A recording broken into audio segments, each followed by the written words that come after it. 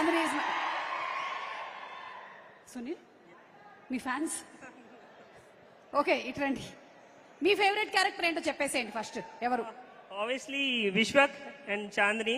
Why because Vishwak ఉన్నంతసేపు నేను ఉంటూనే ఉంటాను, background or foreground whatever the thing, and Chandini also. So that's why both are there. Okay yes please. Thank you all of you, and thanks to my mom and dad first. తను VFX supervisor. Yes అంటే ఇంత మనకి Hollywood range లో కనిపిస్తుంది అంటే cinema ఇలాంటి technicians work చేయబట్టే.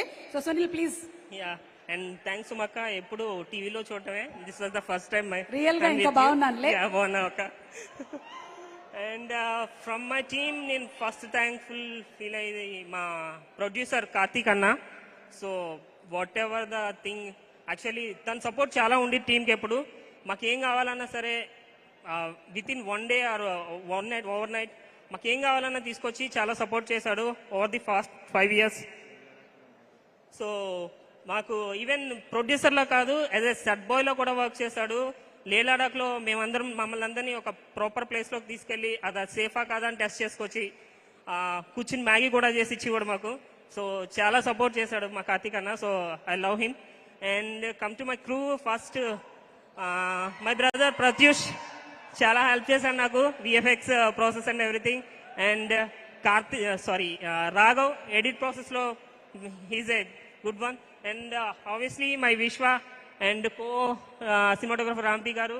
అసలు నేను ఏం అడిగినా సరే కాదనకుండా డిఓపి సైడ్ నుంచి నాకు ప్రొవైడ్ చేశారు. So I'm thankful them. And my beautiful ladies Arvind, Ajay, Naresh, sorry I forgot some other, నందు.